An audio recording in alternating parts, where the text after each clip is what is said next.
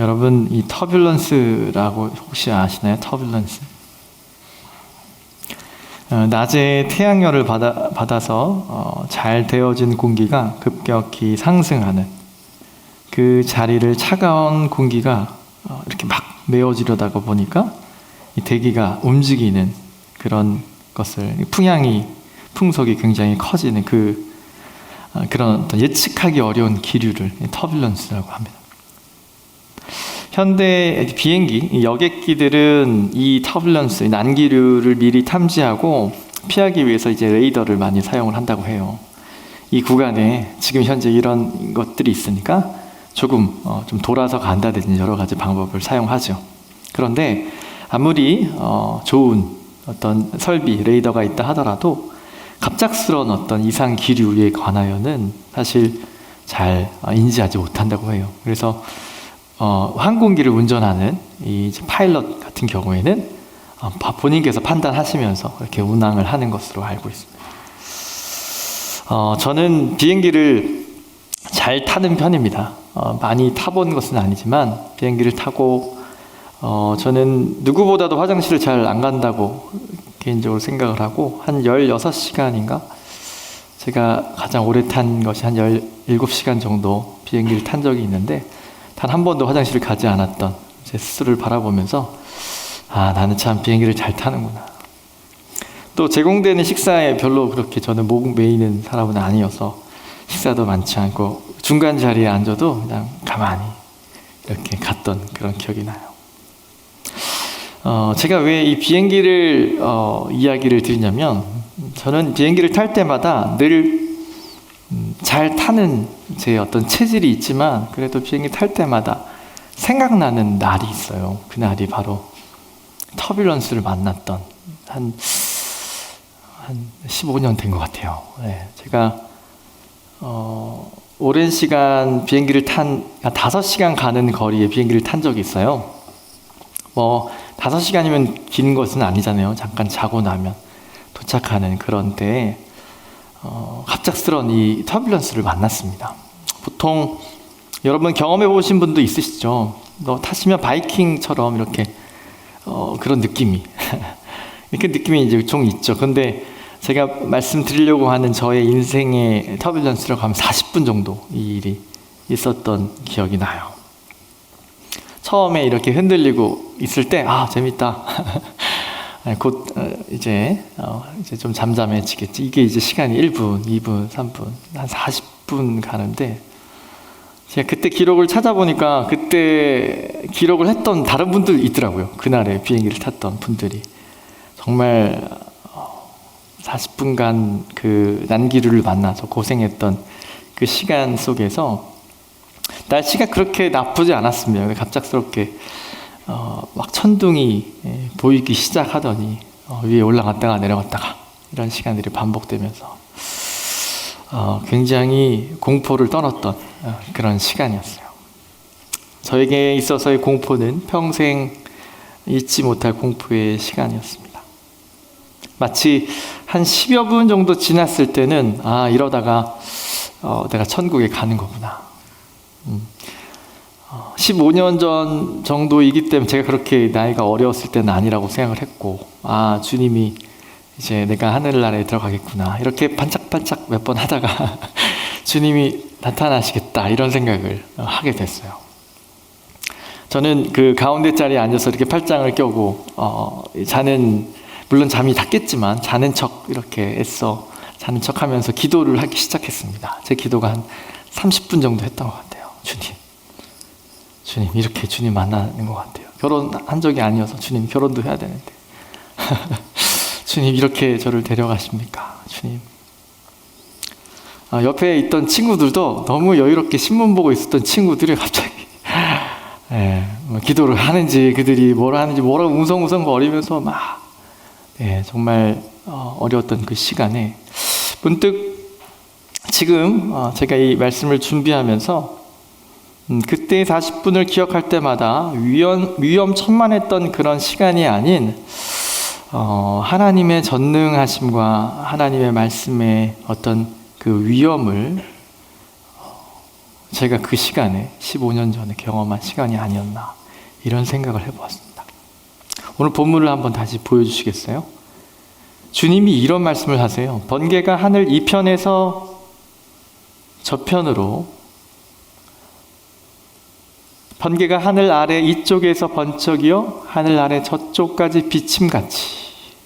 인자는 이제 예수님 자신을 얘기하거든요. 나도 나의 날에 그렇게 할 것이다. 주님이 이제 하늘나라에 올라가시기 전에 이런 얘기를 한 거죠. 내가 다시 너희들을 만나러 올 거다. 재림이라고 하죠. 다시 오심. 재림의 날에 이러한 징후들을 말하는데 이런 표현을 쓰시는 거예요. 번개가 하늘 아래 이쪽에서 번쩍여요. 하늘 아래. 그런데 저쪽까지 비침같이. 갑작스럽고도 이 웅장하심에 대한 이야기를 우리 주님이 하신 거죠. 본인이 나타나시. 여러분, 우리가 복음을 전할 때마다 우리는 이런 생각을 하죠. 주님, 그래, 너희들이 믿는 하나님과 그 예수님, 그래, 그분이 그렇게 일을 하셨다고 성경에 나와 있는 부분에 아직 내가 다 믿지 못하지만, 그래, 너희들의 논리를 좀 알겠어. 그런데 예수님이, 그 신이 우리에게 좀 나타나 보여줘야 뭔가 분별하고 분간할 수 있지 않을까? 이러면서 많은 신앙의 어떤 길을 멈추거나 혹은 의심하는 친구들이 굉장히 많죠. 많은 부분은 그렇게 멈춰 섭니다. 하나님이 나타내 보여라. 당신의 그 크심을 드러내 보아라.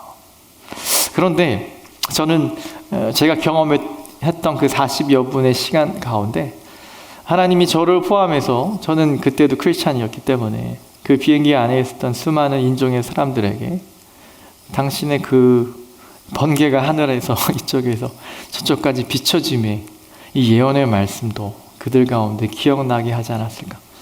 그들이 이슬람 교도가 있었다면 그들의 신을 찾았을지 모르겠지만 저는 저의 하나님을 찾았고, 많은 이들이 그 공포 가운데 다른 각도로 보면 그 장엄한 인류가 개발한 최첨단이라고 하잖아요. 항공 기술이요. 그렇죠?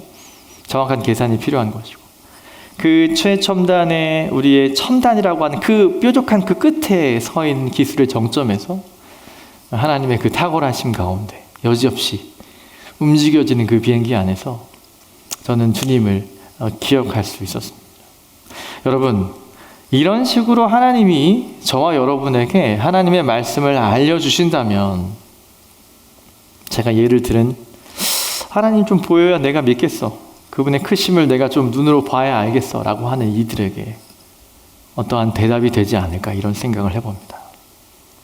여러분, 우리는 폭풍 가운데서 또 천둥 가운데서 우리 주님을 찾고 주님의 크심을 느끼고 경험할 수가 있어요. 예배라고 하는 것은 하나님의 거대하심과 그분을 향한 우리 안의 표현을 예배라고 하는 이야기, 우리 인도자가 또 그 말씀을 해주셨는데요. 네, 그것이 예배라고 할 수 있어요. 특별히 이 천둥 가운데서. 여러분, 그렇다면 우리 안의 삶의 예배, 우리가 공예배라고 해요. 이렇게 마하나임 시간을 정하고 드리는 공예배, 공적인 예배, 공적인 대표기도. 여러분, 대표기도는 여러분을 위해서 기도하는 게 아니에요. 우리를 대표해서 하는 거예요. 우리가 갖고 있는 모든 것들을, 공통적인 것들을 모아서 하나님께 고백하는 사람, 그걸 말합니다. 여하튼 이것은 공예배고요. 이제 여러분이 저문을 열고 뭐 알모임을 하든지 또 새학기가 되고 여러 가지 여러분 직장이나 이런 분주함 가운데서 나아가는 것은 여러분 이제 삶에서의 예배자라고 얘기할 수 있죠. 자, 삶에서의 우리의 예배를 이루어 나가기 위해서는 반드시 제가 인용드리고 제 경험을 말씀드린 이런 천둥 가운데서 저와 여러분들은 노출되어 있다고 하는 사실을 기억하셔야 합니다. 자, 그렇다면 두 번째로 좀 넘어가도록 할게요. 그리스도인이 느끼는 그 영광에 대한 이야기를 좀 해보고 싶습니다. 그리스도인의 영광. 우리는 하나님의 영광, 우리가 어떠한 삶의 목적으로 사는가, 당신은 왜 이 일을 할 겁니까? 왜 이렇게 삽니까? 왜 이렇게 태어났습니까? 라고 물을 때 성경적인 대답은 뭐죠? 하나님의 영광을 위해서. 더 극단적인 예일 수 있어요. 예수님 시기에 어떤 일이 있었죠? 날 때부터 앞을 보지 못하고 걷지 못하는 장애우죠. 선천적인 장애를 갖고 있는 분. 사람들이 많이 여러 가지 인생의 결론을 내리죠. 저주받은 사람이다. 무언가 죄가 있기 때문에 그 값으로 그렇게 된 거다. 근데 우리 주님이 뭐라고 얘기하셨죠? 저를 통해서 하나님의 일을 행하시려고 저 인생이 저렇게 태어난 것이다. 관점이 굉장히 달랐죠. 그것이 우리 하나님의 관점이죠. 우리 하나님이 인생을 보는 관점은 바로 어떤 관점이라고요? 하나님의 영광. 자, 하나님의 영광에 대한 이야기는 굉장히 어렵고 깊은 것이라고 우리가 생각을 합니다. 네, 물론 그래요. 그러나 그 깊을수록 그것이 중요할수록 저와 여러분이 살아가는 삶의 예배, 우리의 인생에서 이것은 굉장히 중요한 것이에요. 이게 전부라고 말할 수 있는 거죠. 뭐에? 기독교에. 그리고 하나님을 믿고 하나님을 경외하는 사람들의 삶에 관하여 가장 뿌리가 된다라고 하는 사실을 아셔야 합니다. 여러분, 존 파이프 목사님의 이 크리스천 헤도니즘이라고 하는 말이 있어요. 기독교 쾌락주의라고 번역할 수 있어요. 기독교 쾌락주의. 여러분, 쾌락주의는 좋은 말 아니잖아요. 쾌락주의. 내가 하고 싶은, 내가 몸에 느끼고 내가 바라는 것들을 탐닉하는 것. 탐닉은 어떤 내가 하고 싶은 그것을 향해 달려나가는 어떤 생각, 그런 태도를 주의라고 하죠. 그런데 복음이, 성경이 말하는 우리 안에 쾌락주의라고 하는 것이 있다. 되게 독특한 말인데 이분의 설명을 좀 해보려고 합니다. 그분이 조나단 에드워즈나 C.S. 루이스라고 하는 경건한 우리 신앙의 선배들이 이야기하는 것들과 더불어서 이런 이야기를 해요. 우리 인생에 문제가 있다. 인생에 문제가 있다. 저와 여러분에게 문제가 있어요. 어떤 문제가 있을까요? 그분들의 진단은 이거예요. 우리의 욕망이, 디자이어를 어떻게 번역하든 상관없어요. 여튼 전 욕망이라고 할게요. 그건 부정적이든 긍정적이든 좀 중립적으로 사용해서 우리의 욕망이 강해서가 아니라는 거예요. 우리의 문제가, 우리 인생의 문제가 하나님을 깊이 경험하지 못하고 삶의 예배자로 살아가지 못하는 이유가 우리의 욕망이 강해서가 아니라는 거예요. 너무 약해서, 너무 약하기 때문에 그것이 문제다라고 지적을 했어요. 우리가 누려야 할, 우리가 추구해야 할 우리 안에 디자이어가 있다는 거예요. 그것이 성경이 말하건대 어떤 것을 향한 이 갈망이 있죠? 어떤 것을 향한, 갈망은 좀 긍정적인가요? 한국말이 참 어려워요. 네, 갈망이나 욕망이나 같은 말입니다. 개념상 우리가 무언가 간절히 추구하려고 하는 대상, 어떠한 그 마음의 상태, 감정적인 단어죠. 갈망이나 욕망이나. 여하튼 우리가 무언가 추구하려고 하고 추구하고 싶은 내 감정과 어떤 상황들이 이것이 약하기 때문이다. 어떤 것에? 강해야 하는데 우리는 강하다고 느끼잖아요. 어떤 죄를 향한 우리 갈망이 너무 강해서 주님, 제가 이걸 좀 내려놔야 되는데 이런 식으로 많이 기도해 왔단 말이지. 근데 이분들은 어떻게 지적했냐면 문제는 그게 아니라 오히려 약하다. 무슨 얘기냐면 우리는 우리 안의 갈망과 우리 안의 감정에 갇혀서 살아가기 때문에 우리가 할 수 있는 원함, 우리 안에 생각하는 그 욕망은 어느 정도예요? 그 정도예요. 그 정도. 여러분 경험할 수 있어요. 무언가 여러분 하고 싶을 때 여러분 그런 것들 계획을 세우기도 하고 조금 더 고상한 친구가 있겠고 조금 그렇지 않은 친구도 있을 거예요. 여하튼 여러분이 무언가 하고 싶은 의도와 그런 감정을 가지고 이루어져 나아갈 때 어느 정도 여러분 그런 것들을 이뤄 나갑니까?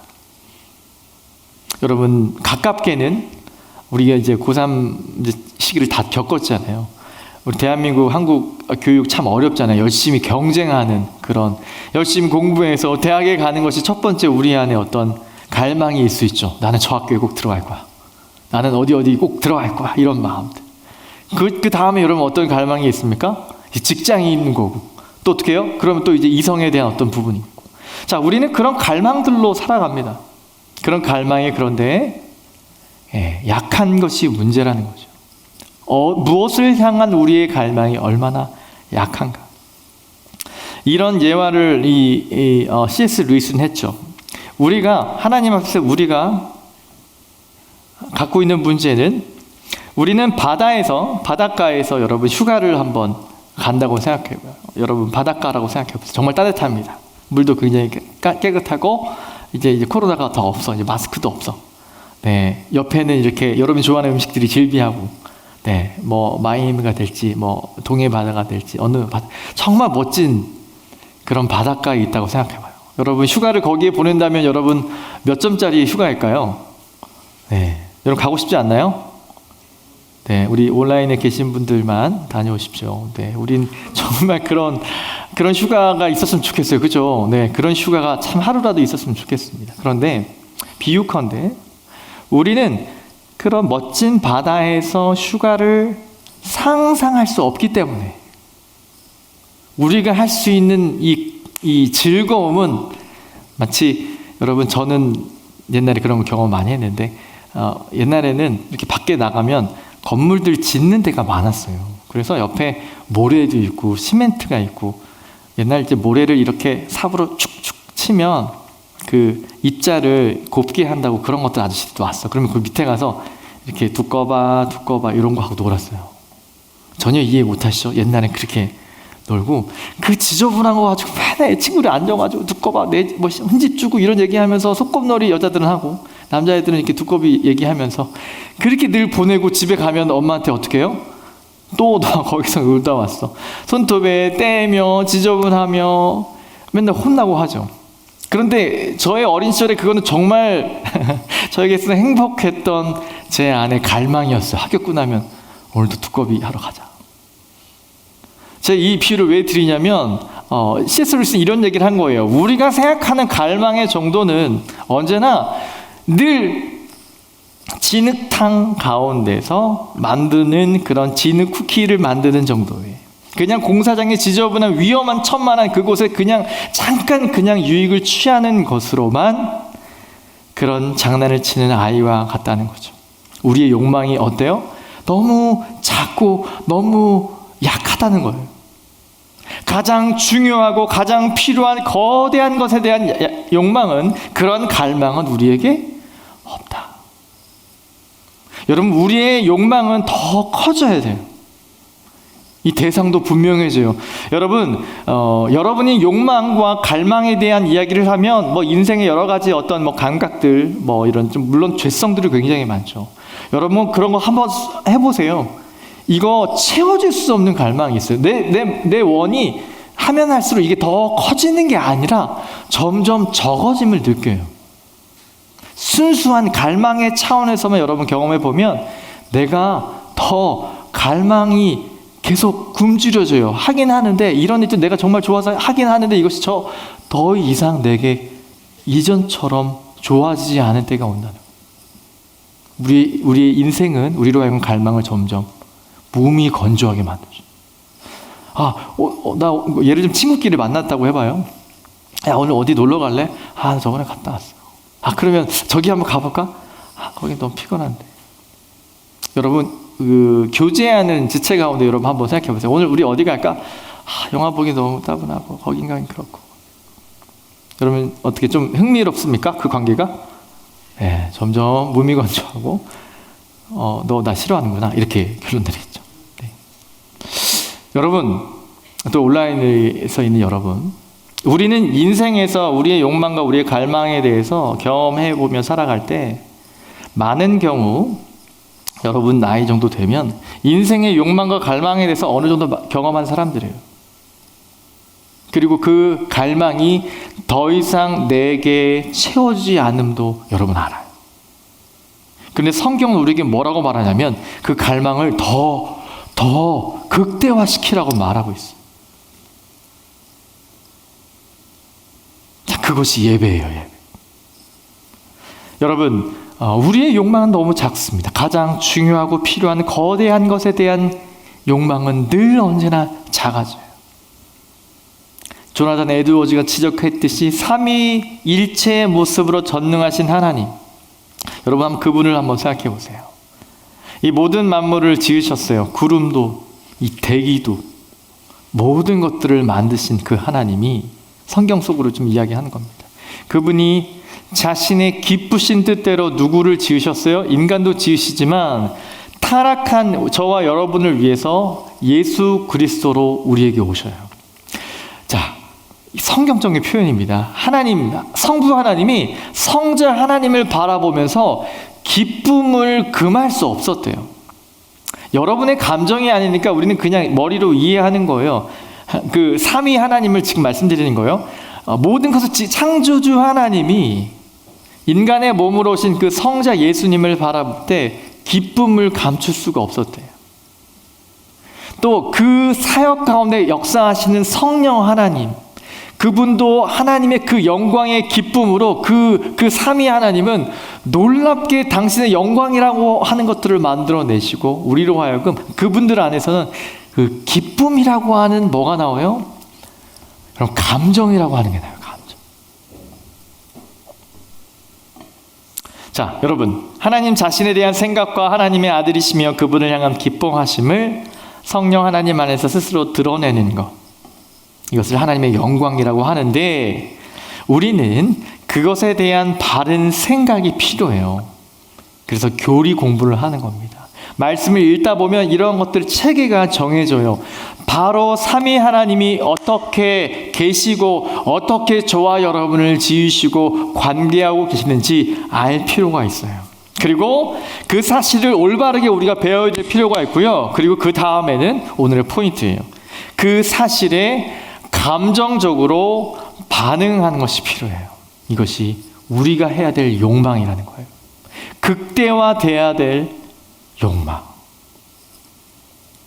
이것이 하나님께 영광을 돌린다고 하는 의미입니다.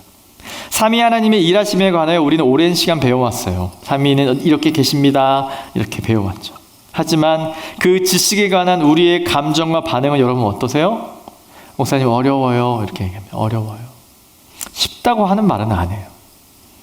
그 지식이 얼마만큼 여러분에게 전달되고 배워왔는지는 사실 개인차가 있을 겁니다. 그런데 그 지식에 대한 저와 여러분의 감정, 하나님에 대한 여러분의 감정은 어떻게 해야 된다는 거예요? 이것은 우리의 욕망으로 다가가야 한다는 거예요. 하나님을 더 알아가고 싶고 그분과 교제하고 그분과 함께 삶을 살아가는 내 안에 그 갈망이 깊어지고 있는가, 시작되고 있는가가 오늘의 포인트. 그것을 욕망이라고 저는 말하고 싶어요. 그 욕망은 점점, 따라해 볼까요? 점점 더 커져갑니다.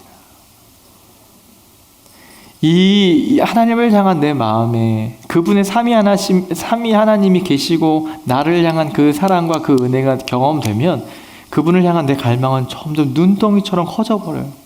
하나님, 저 선교사 될게요. 막 커져가요. 저 하나님이 저 친구들을 향해 나아가서 복음 전할게요. 우리가 극단적인 예를 들 수 있는 것 중에 하나가 뭘까요? 예수를 위해서 정말 목숨을 던지는 우리 선조들 있잖아요. 여러분, 그분들을 이해할 때 이런 생각하죠. 나는 거기까지 못하겠어. 오케이.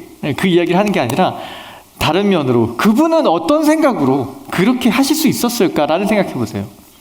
그분은 하나님의 영광을 향한 그의 갈망이, 그 욕망이 순교의 자리까지 나아가게 했던 거죠. 그 감정은 여러분 계속 커질 수 있다는 거예요.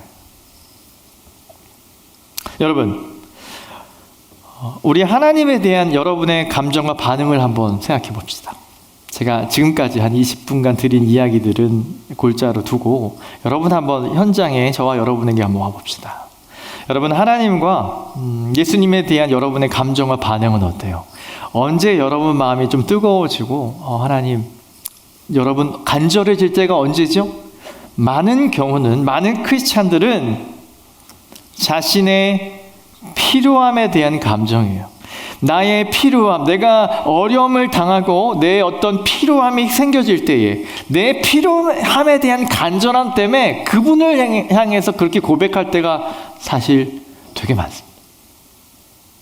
그래서 여타 우상, 다른 신을 섬기는, 여러분 정말 불교 신자 만나봤어요? 전 대학 때 많이 만나봤어요. 정말 신실한 불교인 만나보셨습니까, 여러분? 여러분 대충 이야기하면 더 이상 이분한테 전도할 수 없겠다라고 하는 이 벽이 만들어져요. 정말 탄탄한 그분 안에 그 확실한 그. 여러분 한번 생각해 보세요. 저와 여러분이 하나님을 향한 주님, 제 도와주세요. 제 어려움이 있어요. 제 이런 어려움이 있어요. 질병에 걸렸어요. 하나님 이 문제 해결해 주셔야 돼요. 제가 정말 기가 막힌 상황 가운데서 하나님 저 도와주세요. 이 감정이 불필요한 감정이라고 드리는 말씀이 아니라 우리가 하나님과 예수 그리스도와 그 복음에 대하여 우리의 감정의 차원이 늘 언제나 저와 여러분의 필요에 따라서 이루어진 감정이라면 거기까지일 거예요. 어디까지? 여러분 병이 나아졌어요? 여러분 이제 대학 가게 됐어요? 기도하던 이가 하늘나라 가셨거나 혹은 고쳐졌거나 그 결론이 있고 난 다음엔 하나님을 향한 저와 여러분의 마음은 어떻게 하죠? 네, 철저하게 건조하고 딱딱하게 되죠. 그 이후에 이런 고민도 해요. 우리 안에 의심이 시작되는 거죠. 우리의 갈망이 주님을 향한, 하나님을 향한 그 영광을 향한 갈망이 멈춰질 때 오늘의 주제로 오면 우리의 예배는 더 이상 진행될 수 없어요. 멈춰지게 됩니다. 그분의 하나님 되심으로 여러분 얼마나 설레입니까? 하나님이 이 땅을 만드시고 아침이 오는 저 햇살을 바라보고 정말 장엄한 하나님의 일하심들에 대한 나에 관한 일 말고 말이죠. 나의 필요를 채우신 하나님의 어떤 것 말고 하나님이 이 땅을 주관하시고 백성들을 키우시고 인도에 나가시는 그런 부분을 보고 여러분 감격하신 적이 있습니다. 여러분 이것을 붙잡으셔야 돼요. 오늘의 결론은 세 번째, 그분에 대한 올바른 감정을 깨워야 해요. 성경은 하나님과 그분 말씀 전체를 영화롭게 하라고 말해요. 참 이게 어려운 거예요. 주님을 기뻐하십시오. 할렐루야 이렇게 많이 권면하죠. 그죠? 인도자들. 우리 예배 인도자들 많이 하시죠. 주님을 기뻐합시다. 할렐루야. 네, 좀 도와주세요. 주님을 기뻐합시다. 네, 하나님을 영화롭게 해드립시다. 이거 어떻게 하냔 말이에요. 하나님을 기뻐하는 것, 주를 기뻐하는 것, 그것이 우리 힘이 된다고 말하잖아요. 여러분 주님을 기뻐하는 게 뭐예요? 여러분 고민해 보셨나요? 우리가 예배를 향한, 그러니까 내 삶의 예배든 우리 공동체의 예배든 건강한 마하나의 앞에 제가 이런 딱딱한 메시지를 던지는 이유가 있다고 생각해요. 여러분은 그 삶의 예배를 향하여 나아가야 하는데 그렇게 되지 못하는 일이 바로 이 부분 때문에 그래요. 우리의 필요를 채우시는 하나님은 부분적인 하나님입니다. 아주 부분적인 하나님이에요. 하나님의 크신 뜻 때문에 여러분의 필요를 채워주지 않으실 수도 있어요. 혹 그 경우가 더 많습니다. 혹 그 경우가 더 많아요. 그리 아니하실지라도 감사하여로 가는 것이 굉장한 덕목 같고 여러분 그냥 그렇게 이해해 넘어가시죠. 그렇지 않아요. 하나님은 더 크신 하나님이에요.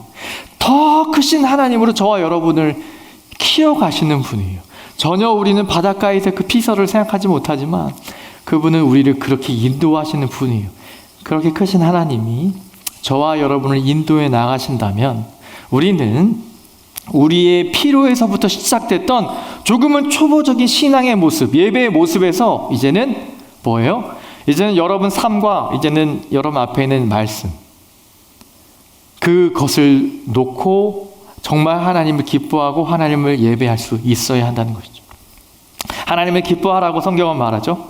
여러분 웨스트민스터 교리문답, 우리가 대소요리, 이게 큰 질문이 있고 작은 질문이 있다 이렇게 얘기하는데요. 첫 번째 질문이 이것이죠. 사람의 첫째 되는 목적이 무엇인가? 답이 뭐죠?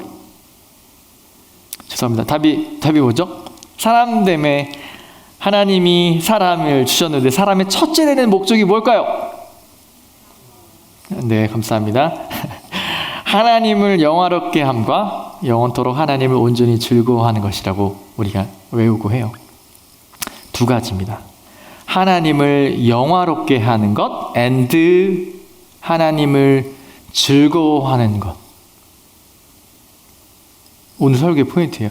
하나님을 영화롭게 하는 것, 하나님을 영원하게 하는 것은 지적인 차원에 있죠. 우리가 알아야 돼요. 하나님이 어떤 분인가. 삼위 하나님이 어떻게 이 땅을 만드시고 저와 여러분을 구원하셨고 앞으로 저와 여러분의 삶을 어떻게 인도하실지 하나님을 알아가고 배워가야 해요. 그 다음 여러분 그것을 말씀을 통해 우리가 배워야 됩니다. 그 다음 뭐예요? 그것이 저와 여러분을 오늘까지 인도했다면 여러분 그것과 병행해서 우리에게 필요할 것이 있어요. 그 뭐냐면 하나님을 온전히 즐거워한, 이것은 여러분 이모셔널한 거예요. 여러분 우리에게 감정적이고 감성적인 겁니다. 여러분 주님을 기뻐하실 수 있습니까? 주님이 여러분의 필요를 채워주지 않으셔도 여러분 그분을 찬양하실 수 있습니까? 그분을 예배할 수 있습니까? 그분의 크심을 묵상하실 수 있겠습니까? 이 부분을 우리는 고민하고 있어요. 인간의 주된 목적은 하나님께 영광을 돌리는 것이고 그분을 영원히 즐거워하는 것이에요. 여러분 성경 한 본문을 드리겠습니다. 빌립보서 1장 20절 21절을 보여주시고 제가 한번 읽어보도록 할게요. 나의 간절한 기대와 소망을 따라 아무 일에든지 부끄러워하지 아니하고 지금도 전과 같이 온전히 담대하여 살든지 죽든지 내 몸에서 그리스도가 존귀하게 되게 하려 하나니. 다음요. 이는 내게 사는 것이 그리스도니 죽는 것도 유익함이라. 바울 사도가 감옥 안에서 쓴 편지에 이런 표현이 있어요. 그분이 어떻게 하나님의 영화로움과 그분을 즐거워하는가라고 물어본다면 나는 그런 기대와 그런 소망을 갖고 있습니다. 좀 쉬운 번역으로 말씀드릴게요. 저는 그런 기대와 그런 소망을 가지고 있습니다. 제가 어떤 것도 통해서도 부끄럽지 않았으면 좋겠어요. 지금처럼 말이죠. 그리고 항상 지금처럼 제 몸에서, 여러분 우리가 이 몸과 영혼을 분리해서 생각 많이 하거든요. 근데 분리되지 않아요. 여러분 영혼이 어디 있어요 지금? 우리 영혼 없는 말이란 말을 많이 해서, 여러분 영혼이 지금 있나요? 여기에? 여러분 한 번도 여러분의 바디와 여러분의 스피릿은 분리되지 않아요. 여러분 영혼이 아프면 몸도 아픈 거예요. 여러분 몸이 아프면 여러분 영혼도 아픈 거예요. 네, 이제 이해하시죠? 여러분 그런 거 이상한 영화나 이런 문학 작품으로 이해하지 마시고 성경적인 것은 절대 이것이 분리되지 않아요. 인간 육신의 죽음 이외에는 분리되지 않아요. 여하튼 그래서 바울이 이런 얘기를 하는 거예요. 내 몸에서, 이거 마디라고 얘기했어요. 내 몸에서 그리스도가 영광 받기를 원한다는 거예요. 내 몸에서 영광 받기, 내 영혼에서 주님 영광 받기 원합니다 하면 우리는 할렐루야 좀 했을걸요. 그런데 지금 뭐라고 얘기하냐면 내 몸에서 말이죠. 죄와 늘 매일매일 싸움하고 있는, 우리에게 아직 습관적으로 있는 그 죄들, 한 주간 여러분 살아오면서 겪었던 여러분 몸에 있는 그 어려움 가운데서 하나님이 영광 받으실 것을 이 바울은 간절히 원했다는 거예요. 그 이유가 21절에 설명되는데, 이는 넘겨주실까요? 이 이는의 여러분 잘 모르겠죠. 이것이 이유예요. 이유. 내가 이런 기대를 갖고 있는 이유가 뭐냐면요, 내가 살아있는 것은요 그리스도가 살아있는 거예요. 그래서 내가 죽게 되는 것도 내게 유익이 된대요. 원어로 보면 영어로 gain이라고 하죠. 얻어가 아니고 profit, gain. 이게 이득이 된다는 거예요. 내가 살아있는 것, 나를 살게 하시는 것도 그리스도이기 때문에 내가 죽게 되는 것도 내게 유익이다. 여러분 이것을 이해할 크리스찬이 얼마나 많은가 저는 의심해 봅니다. 여러분 삶에서 하나님과 교제하고 하나님의 크심 가운데서 하나님을 기뻐하는 우리의 감정적인 동요가 있는 이들만 할 수 있는 고백이에요. 죽는 것도 내게 유익이 되는 거.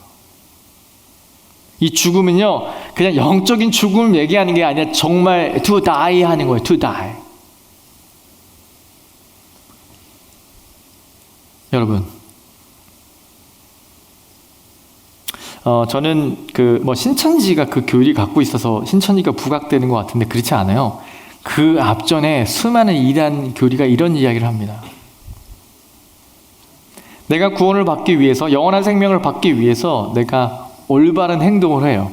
말씀이 말한 그 행동을 해요. 내가 전도를 하고 선행을 베풀어요. 뭐 하기 위해서? 내가 살기 위해서. 그렇다면 큰 맥락에서 볼 때 우리가 이렇게 우리의 삶의 예배를 하는 이유는 뭐 하기 위해서요? 죽지 않고 살기 위해서라고 하는 답이 만들어지죠. 여러분 이해되시죠? 네. 이단의 교리도 그렇고 이게 여러분 인생의 진리예요. 인생의 진리. 뭐 하려고? 살려고. 먹고 다 같이 뭐 하려고? 먹고 살려고 하는 일 아니야. 먹고 살려고 하는 일 아닙니까? 라고 하는 말에. 그런데 이 사도 바울은 빌립보서 1장 21절에서 정반대로 얘기하고 있어요. 사는 것도 유익하고 죽는 것도 유익하다는 거예요. 이 유익, 이 한자어죠. 내게 도움이 된다는 거예요. 이것이 내게 뭔가 더 얻어지는 거라고 얘기해요. 23절에 더 구체적으로 나오는데 23절 보여주세요. 내가 이 둘 사이에 끼었으니 차라리 세상을 떠나서 죽어서란 얘기예요. 내가 죽게 되어서 그리스도와 함께 있는 것이 더 좋은 일인데 그렇게 하고 싶으면 내가 너희들 못 만나니까 이렇게 24절에 나오는데 23절에 바울이 말하려고 하는 바가 뭐냐면 차라리 죽게 되는 것이 하나님과 영원히 함께하기 때문에 내게 이익이 되는 근거라고 말하고 있는 거예요. 크리스찬이 왜 죽게 되는 것, 왜 미랄이 돼야 생명을 얻게 되는 것. 여러분 미랄이 된다고 하는 것은 그 자체가 사나요? 아니요. 내가 죽고 누가 사는 거예요? 미랄은 다른 알이 사는 겁니다. 이것이 기독교의 진리예요. 우리는 죽어서 내가 사는 것이 아니라 내가 죽고 누가 살아요? 영혼들이 사는 것. 우리 주님은 이 위대한 진리를 우리에게 주셨다고 하는 사실이죠. 죽는 것이 나에게 이득이 되는 삶. 내가 가서 그리스도와 함께 있기를 원하노니 그것이 훨씬 더 나은 것이라고 말하고 있습니다. 내 죽음에서 뭐가 나온다고요? 하나님이 영화롭게 된다고 바울은 믿었던 것 같아요. 내 죽음을 통해서 하나님이 영광이 된다고. 어떻게 여러분 이렇게까지 미칠 수가 있는 거죠? 청년, 우리 사랑하는 마하나임 여러분, 이 시대의 크리스찬 여러분, 저와 여러분의 없음과 저와 여러분의 이 부재와 고통과 그 죽음으로 예수님이 영광 받으신다고 여러분 정말 믿으세요? 그 믿음이 삶의 예배를 이뤄나갈 수 있는 사람이에요. 여러분, 이제 여러분 우리가 고민해야 될 시간들은 뭐냐면 내게 잃어버리는 것, 내가 지금 살고 있는 것이 내가 정말 무엇을 향하여 살고 있는가, 나의 필요를 만족하기 위한 종교적이고 윤리적인 위안적인 어떠한 수단으로 주님을 사용하셨다면 여러분의 예배는 일찌감치 멈췄을 거예요. 그 다음에 예배라고 하고 있는 것들은 뭐예요? 여러분의 어떤 것들을 채워주기 위함이겠죠. 전 많이 봤어요. 찬양만 하고 집에 가는 친구도 많이 봤고요. 그냥 설교시만 잠깐 왔다가 오늘 말씀 들었어 가는 친구도 많이 봤어요. 그분은 예배를 드리는 것이 아니에요. 자신이 필요한 거 채워가는 거죠. 그것도 의미 있을 수 있어요. 네. 그게 좀 나쁘다는 게 아니에요. 제 얘기는 그것은 예배가 아니라는 거예요.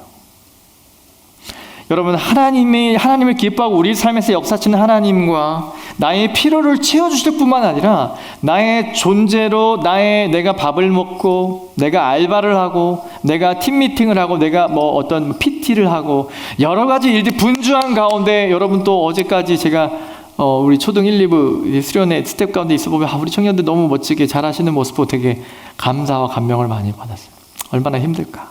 저 목사보다 낫다라는 생각을 많이 잠깐 했습니다. 정말 고생하고 너무 축복합니다. 그런데 여러분, 우리가 하나님께 그렇게 드리는 어떠한 순간 드러나든 드러나지 않든 그 모든 것이 하나님께 드리는 영광의 통로라고 하는 사실에 여러분 집중하게 되면 여러분이 뭐 할 수 있어요? 못할 일이 없어요. 못할 일이. 주님이 여러분 이 상황 가운데 그래 너 그 자리에서 순교해 라고 하면 어때요? 하나님 그건 아니잖아요 라고 할 수 없다 이 말이지. 기쁨으로 그 길을 가게 한다는 거예요. 여러분, 그러한 순종, 순종으로 이 이야기를 많이 하지만 하나님이 우리의 인생 가운데서 일하심에 그것을 기뻐하고 그것에 탐닉하고 그것을 향한 우리의 욕망이 커져가는 사람들은 감당할 수 있어요. 모든 사람이 하나님을 떠나갈지라도, 모든 사람이 자신의 유익을 쫓아서 살아간 그런 사람일지라도 나는 내 유익을 구하지 않고 하나님의 유익을 찾아 헤매는 사람들이 있다 이 말이에요.